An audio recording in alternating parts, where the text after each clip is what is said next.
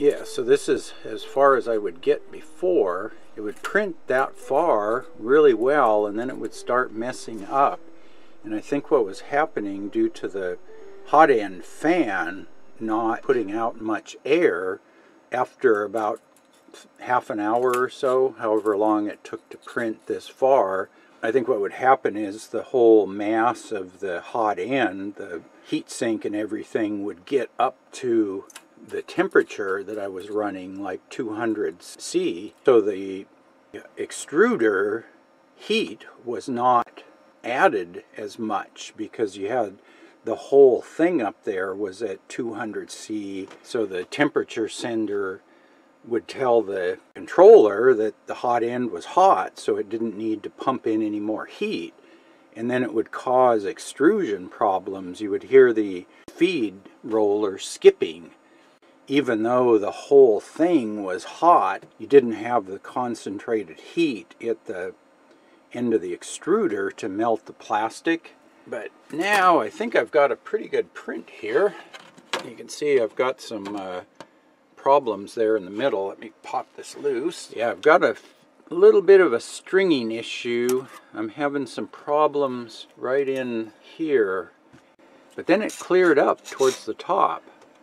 I don't print PLA that much. I mainly print ABS plastic. I do tens of kilograms of ABS, and I've just gone back to printing PLA, and it's been long enough that when I was printing PLA last time, I was using Cura version 1.5, which had the separate material profiles. So you would have a .ini file, and what I would do is keep one of those files in the folder where I had these parts models.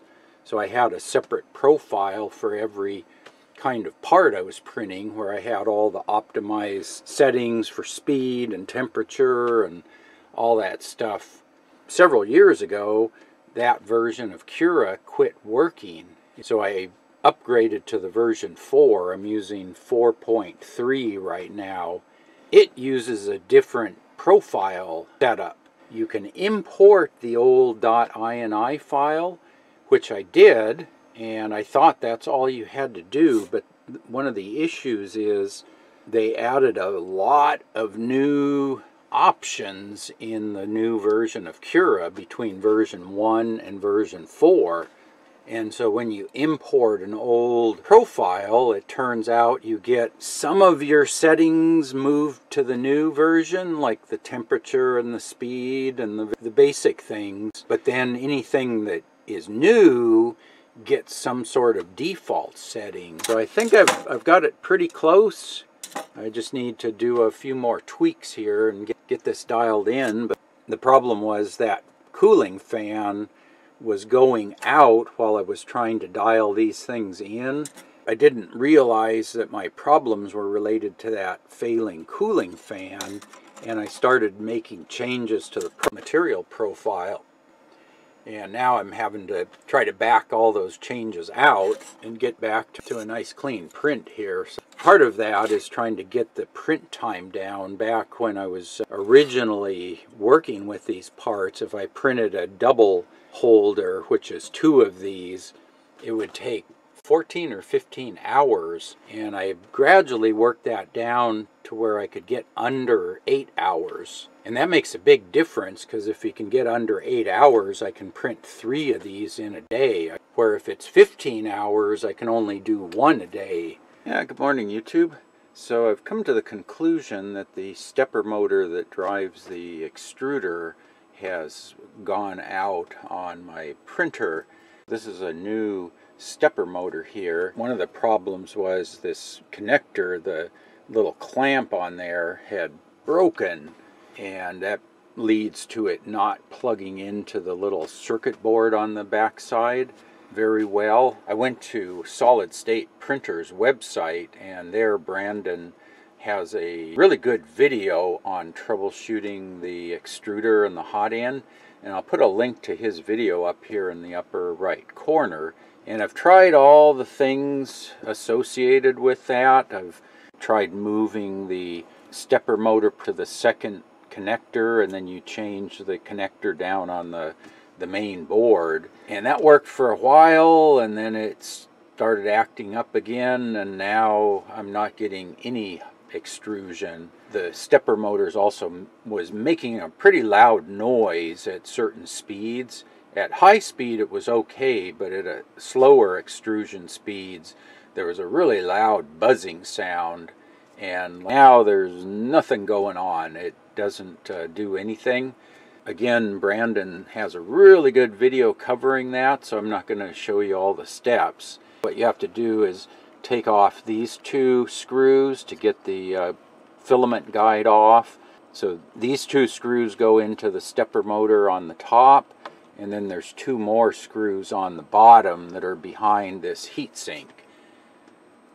So yeah, like I say, I've changed the fan, I've changed the connectors, I've got that cable, I pulled the X cable out and reseated it, and that's all working fine, but the stepper motor is not running. So let me see if I can get that out. I'll show you what it looks like when I get the motor out of there. Okay, we got everything torn apart up here, and one thing I did was I rotated the fan 90 degrees to put the power cable up here on the upper right hand corner, because Brandon had a tip on cable management. I guess this was the original fan from Type A machines, and you can see it had a rather short power cable, and that one just ran right up and plugged in, and this kind of dangled in back there behind the fan, and I think that led to a little bit of dust and dirt getting trapped back there. So the new fans that they have a much longer cable. So what Brandon recommends is you wrap the cable around the back of that circuit board up there. But to do that, you have to change the power cable from here over to here. So it's really easy to change the fan when you've got this out. And then the one thing you have to do on the stepper motor, you've got the drive wheel here.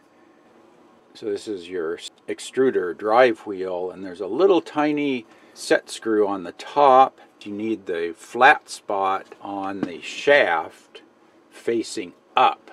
So we've got about 3 millimeters on the old motor.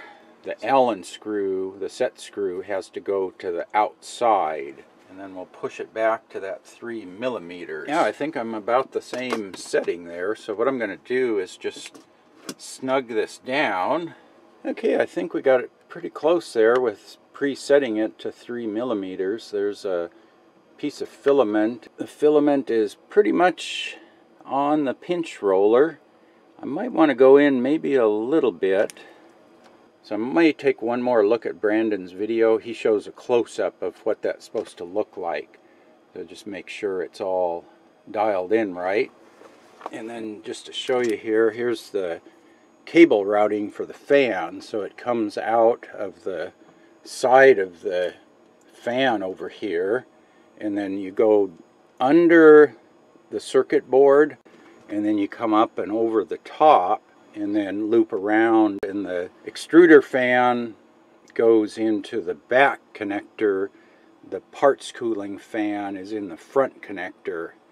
Let me see if I can shine a light up from below and then see if we can see that up above. See if that shows up there.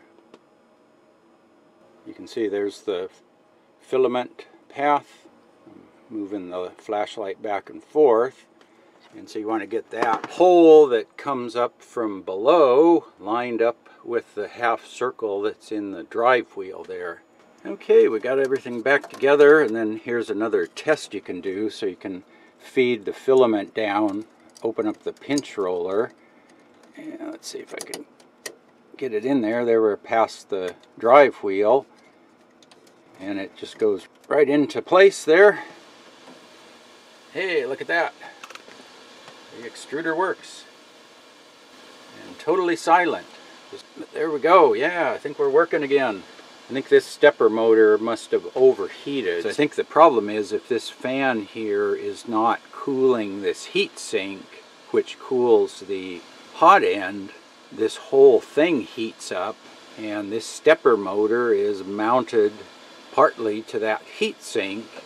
The stepper motor gets hot and then it gradually stops working. Yeah, I guess I should have probably changed that fan out quite a while ago. Like I say, it's been making noise for quite a while. It would always make noise when it first started up, and then it would quiet down. So I just never bothered changing it because it seemed to be working. Anyway, that's how you can rebuild the hot end extruder on one of these. So I pretty much did everything. I replaced the fan on the extruder heat sink. I've replaced this one before, the parts cooling fan. Replaced the stepper motor. And yeah, if you have any other questions, post up in the comment section below. And as always, thanks for watching.